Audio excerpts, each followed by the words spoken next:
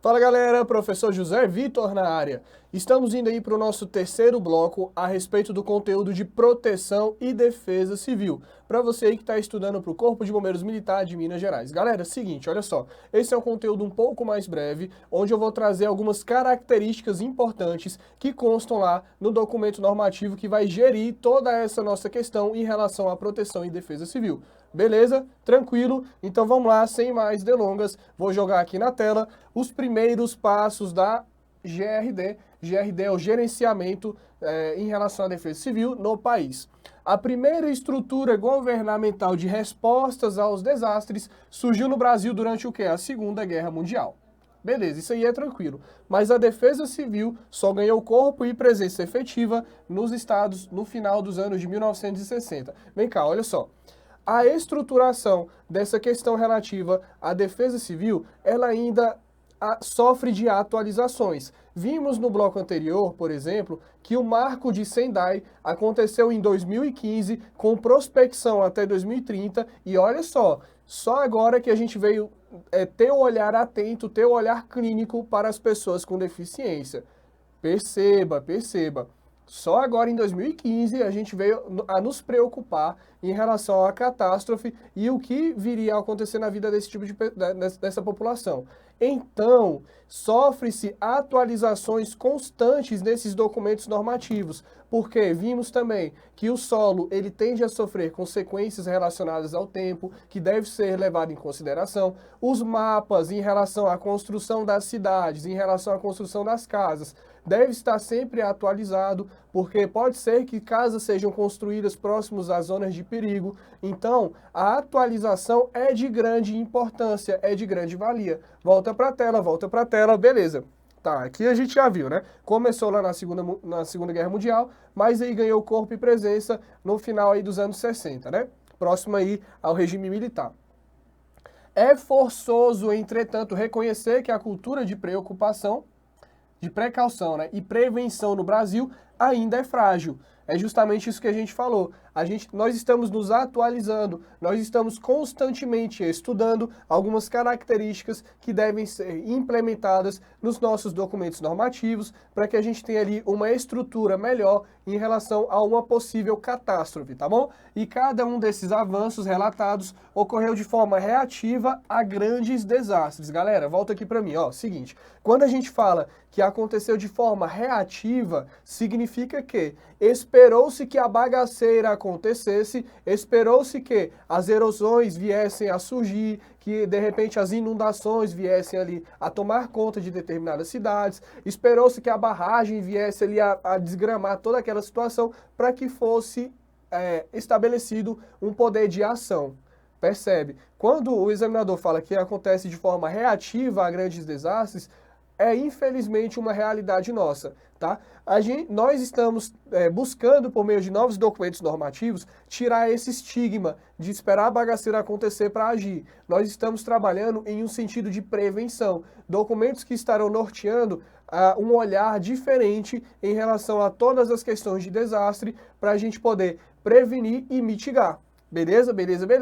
Mas ainda assim, olha, perceba, o trecho que eu trouxe aqui está dentro do documento normativo que vai cair na sua prova. E o próprio documento fala que, infelizmente, a gente ainda está caminhando a passos lentos em relação a uma solução para trabalhar de forma reativa, né, a grandes desastres. Então, vamos lá. O próprio documento normativo falou, né? Então, quem somos nós para julgar, né? Então, continuando aqui a nossa leitura. Foram desastres de grande porte que mobilizaram a opinião pública e a mídia, pressionando para que o assunto entrasse nas agendas governamentais e fossem produzidas políticas, anotem políticas, leis, planos e medidas de gerenciamento. Beleza. No entanto, é necessário superar o quê, professor? O esvaziamento da presença desse tipo de documento nas agendas dos tomadores de decisão e da sociedade.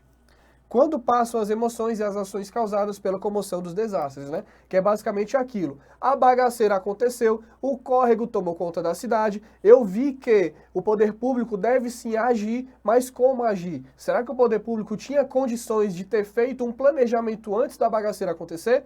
Tinha, mas por que não o fez? Porque, historicamente falando, vamos voltar naquele tópico, nós agimos de forma reagente, nós esperamos a bagaceira acontecer para reagir, e isso não é legal, tá bom?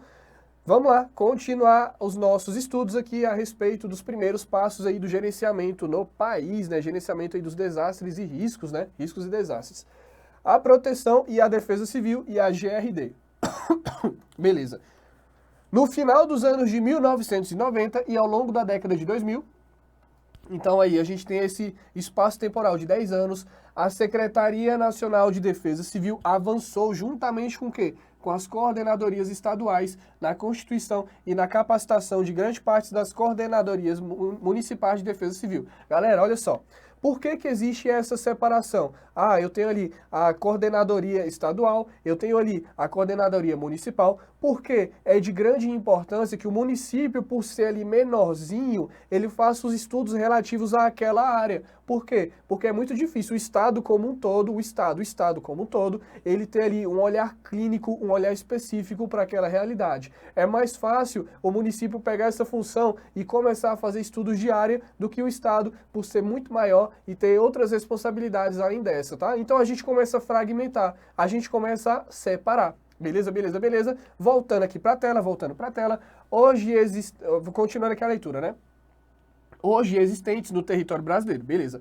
Além disso, a montagem de planos de contingência que orientam as ações de preparação e resposta para uma condição de desastre e a criação dos atualmente denominados núcleos comunitários. Olha só, isso aqui é de grande importância, a gente vai conversar já já. Núcleos comunitários de proteção e defesa civil, que é o famoso NUPDEC, beleza? NUPDEC, trouxeram resultados localmente animadores, a exemplo de Santos, São Bernardo, Recife, Jaboatão dos Guarapares e Belo Horizonte. Quando a gente trabalha nesse sentido de núcleos comunitários de proteção e defesa civil, significa que nós vamos trazer para dentro desses documentos normativos a comunidade, a fim de que ela tenha ali as suas opiniões expressadas, a fim de que ela possa ali contribuir de forma significativa, entendendo a condição da qual ela vive, e aí essa troca de informações que estão ali atreladas entre o Estado e a comunidade faz com que a própria comunidade aprenda a gerenciar de uma forma mais inteligente um possível risco da qual ela esteja vivendo. Veja, veja, veja. Vimos nos blocos anteriores que é importante ter uma população orientada, que o conhecimento é base de toda uma construção de um gerenciamento forte. E essa relação entre esses núcleos comunitários de proteção e defesa civil, que é o NUPDEC, em relação ao Estado como um todo, proporciona esse tipo de conhecimento tão importante e tão valoroso. Olha só, muito bacana, né? Muito bacana a gente entender a participação da comunidade em relação a esses documentos normativos. Muito bem, muito bem. Ah, é muito bacana estudar isso, não é? Olha só, galera. Aqui a gente teve um marco histórico entre 2008 e 2010 de vários desastres aí que aconteceram ao longo desses anos, né, desses 2 anos. E aí eu trouxe aqui para vocês o seguinte, olha só, deixa eu pegar aqui uma caneta de cor diferente para a gente ver alguns desastres e eu tenho certeza que a maioria de vocês vão lembrar, tá? Aqui a gente teve o seguinte, peraí, cadê minha caneta? Tô aqui apertando, cadê minha caneta?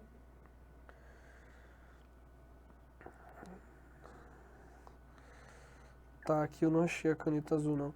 Pera aí, eu acho que... Ah, não, aqui, ó, desastres entre 2008 e 2010. O slide seguinte vai trazer pra gente esses tipos de desastres, né? Achei que eu tinha colocado aqui, ó, essas informações dentro aqui desse slide, mas não, veio aqui de forma separada. Veio inclusive aqui, ó, pra gente visualizar melhor as imagens, tá, desses desastres, ó. Esse aqui foi em 2008, esse aqui foi em 2010, esse aqui em 2010 também, tá? 2020, ó, recentemente, 2010. Então, olha só, o tanto de desastre que aconteceu nesse período histórico entre 2008 e 2010, né? Aqui a gente teve, ó, o deslizamento no Morro Coripós, em Blumenau, tá? Olha só a bagaceira que aconteceu, né? A figura 2 vai trazer o deslizamento no Morro da Carioca, aqui, ó. Esse tipo de deslizamento aqui na Angra dos Reis, tá? Inundação em São Luís do Paraitinga, né? Que é no interior paulista, olha só. Olha só as casas, ó, sendo cobertas pela água, ó. Dá pra ver, eu tô marcando aqui, ó. Olha o tanto de casa, ó, submersa, inclusive. Quantos carros não devem estar aqui submersos, né? A figura 4 fala o seguinte: inundação brusca aí no rio Mundaú, ó, de Alagoas. Olha só o tanto de casas aqui, ó, que foram perdidas, quantas pessoas ficaram desabrigadas. Por isso é importante a gente ter um plano de ação para quando esse tipo de situação vier a acontecer, o poder público ter condições de atender de uma forma significativa e prestativa toda essa população que por hora ficou ali desabrigada, que por hora ali precisa de um abraço do poder público para conseguir se reinventar e seguir a sua vida normalmente, tá bom? Então vamos lá. Olha só, é muito triste quando a gente vê essas imagens, né? Olha a queimada aqui, ó, em 2020, em Rio Branco, no Acre, em agosto de 2020. É complicado, né, quando a gente trabalha esse tipo de conteúdo, porque a gente trabalha na dor do outro também. É ou não é? Complicado. Então vamos lá, continuando aqui os nossos estudos, ó. A Política Nacional de Proteção e Defesa Civil, que é o PNPDEC, e as questões atuais. Eu peguei aqui, olha só, do nosso livro, essa relação entre a política e a atualidade, para que a gente possa entender de uma vez por todas o que o texto vem nos dizer em relação a isso, tá bom? Então, voltando ali para lá, ó, a Política Nacional de Proteção e Defesa Civil, PNPDEC, orienta a gerência de redução de riscos no Brasil, indica a integração de políticas públicas.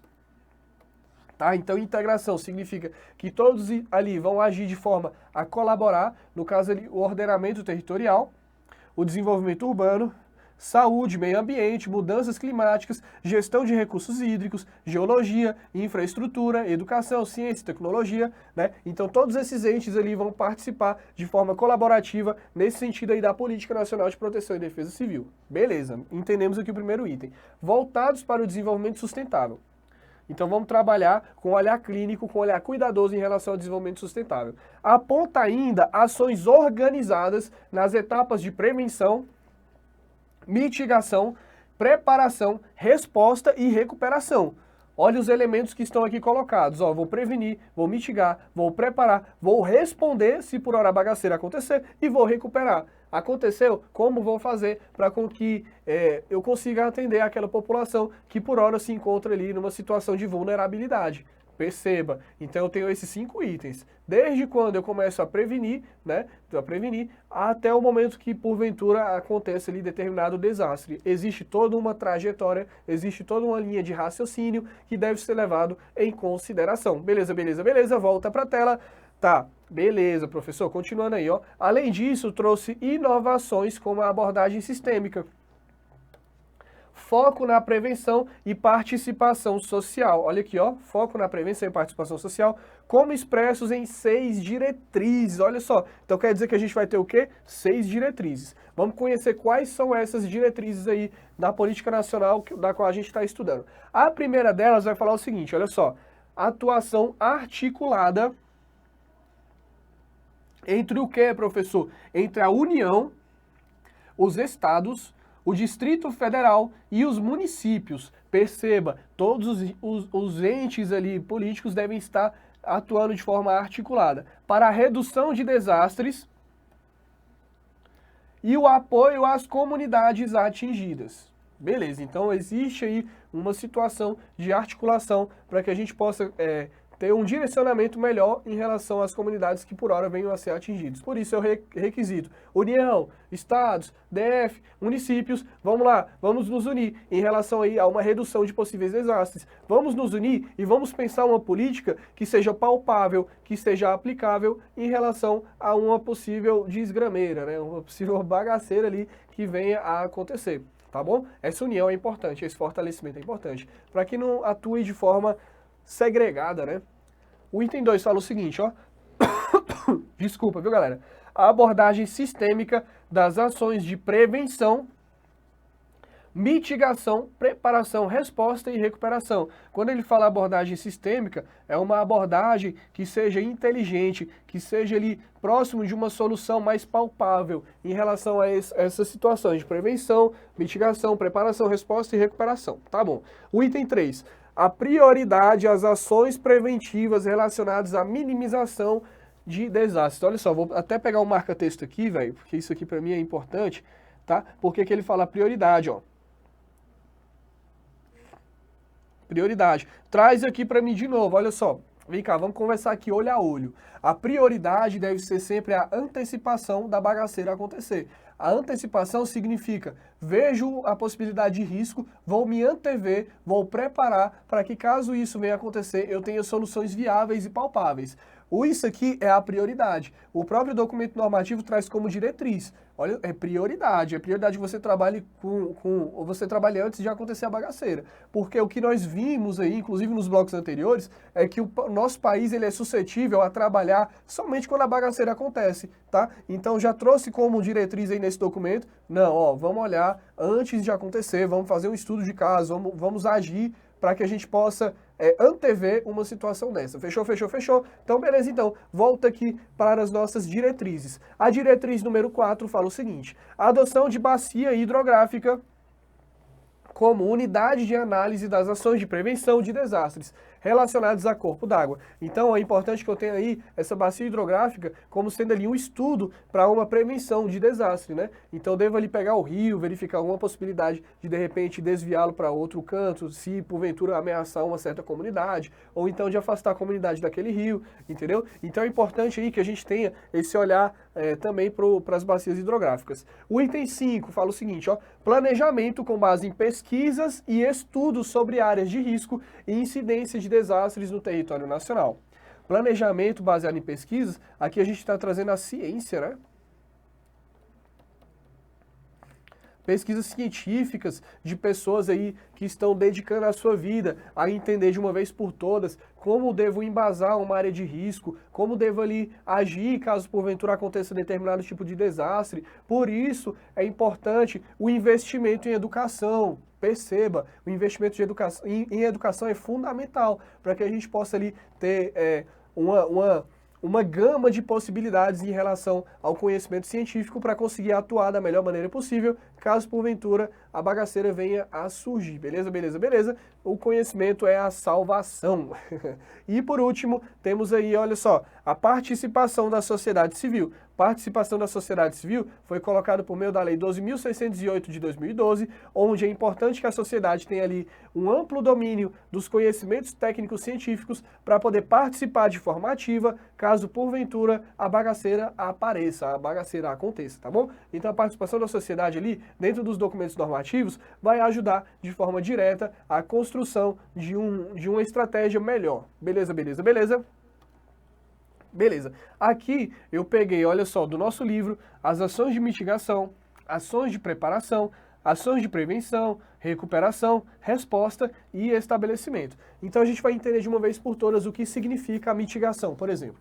A mitigação são as medidas destinadas o quê, professor? A reduzir, limitar ou evitar o risco de desastre. Então eu vou olhar, antes da bagaceira acontecer, como devo fazer para reduzir, para limitar ou evitar então o desastre, beleza? Isso vem a ser a mitigação. Tá, professor, a mitigação eu entendi, o senhor já falou inclusive nos outros blocos. Tá, então vamos avançar. Ações de preparação. O que é a ação de preparação? A ação de preparação são as medidas destinadas o quê? A otimizar as ações de resposta e minimizar os danos e as perdas decorrentes do desastre. Então, eu vou olhar antes da bagaceira acontecer e vou otimizar algumas ações de resposta. Respostas essas que precisam ser imediatas, porque aconteceu já, eu preciso preparar, tá? E vou minimizar os danos e as perdas decorrentes do desastre. Prevenção. Prevenção são as medidas prioritárias destinadas a evitar a conversão de risco em desastre ou a instalação de vulnerabilidade, que é o ponto-chave de diversos documentos normativos. Por quê? Porque é bom e importante que a gente venha a prevenir. Inclusive, galera, é o seguinte, é mais barato para o governo uma ação de prevenção do que uma ação de atuação depois que a bagaceira acontece. É muito caro, é porque requisita diversos entes, requisita um poderio humano muito grande. São muitos bombeiros, muitos policiais que vão estar agindo ali caso porventura aconteça ali determinado desastre. Então existe uma movimentação financeira muito maior depois que acontece do que antes de acontecer. Por isso também é uma das preocupações aí relacionadas a esses documentos, né? Vamos prevenir, significa o governo falar, vamos prevenir que é melhor, por quê? Porque eu vou economizar mais, tá bom? Além disso, né, claro, evitar a bagaceira, né, é muito melhor do que esperar acontecer. Beleza, beleza, beleza. Ações de recuperação. Ações de recuperação significa o quê? Medidas desenvolvidas após a ocorrência do desastre. Tá, beleza, aconteceu o desastre, destinados a restabelecer a normalidade social, que abrangem o quê, professor? A reconstrução de infraestrutura danificada ou destruída e a recuperação do meio ambiente e da economia. Então, aqui eu vou me preocupar em como eu vou trazer uma reconstrução, seja ela relacionada à infraestrutura, seja ela relacionada ao meio ambiente e também relacionada à economia. Beleza, beleza, beleza? É importante? É demais, é importante demais. Porque a bagaceira aconteceu, mas eu preciso entender como vou fazer para sair dela, como eu vou fazer para recuperar essas questões bem tragas aí pelo autor, né? Ações de resposta. Significa o quê, professor? Medidas de caráter emergencial executadas durante ou após a ocorrência do desastre, destinados o quê? A socorrer e a assistir a população atingida e restabelecer os serviços essenciais. Então aqui aconteceu, como devo agir, como devo fazer aqui algumas medidas de caráter emergencial, como devo ali fazer uma determinada ação ali para minimizar aquela bagaceira que já aconteceu por hora. Tá bom? Ações de restabelecimento. Medidas de caráter emergencial destinadas a restabelecer as condições de segurança e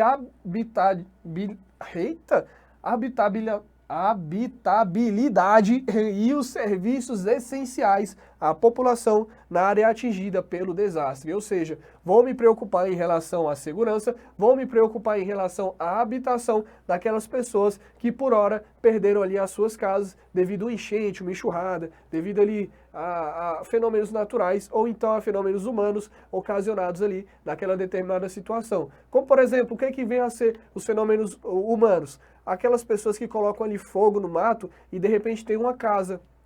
E o fogo, ele vai crescendo, crescendo, crescendo a ponto de queimar a casa. Então, são fenômenos ocasionados pelo ser humano que venham a trazer ali determinado dano e a gente tem que ter ali as ações de restabelecimento, onde a gente vai se preocupar com a segurança e a habitação. Fechou, fechou, fechou? Excelente! Olha só, chegamos aí ao final desse bloco. Espero que todos vocês tenham entendido de uma vez por todas algumas características que são importantes nesse documento normativo e a gente vai seguindo os nossos estudos aí à frente, porque a gente quer o quê? Gabaritar. A gente quer chegar lá na prova e ó, é passar, meu irmão, é com nota alta, é passar ali na primeira turma já para realizar o sonho ainda nesse ano de 2024 aí, né? Chegar forte em 2025, fazer o CFP e ser feliz nessa profissão que é maravilhosa, profissão linda aí que espero que todos vocês tenham aí a possibilidade de ombrear junto com a gente, tá bom? Então vamos pra cima que vai dar certo. Bora, bora!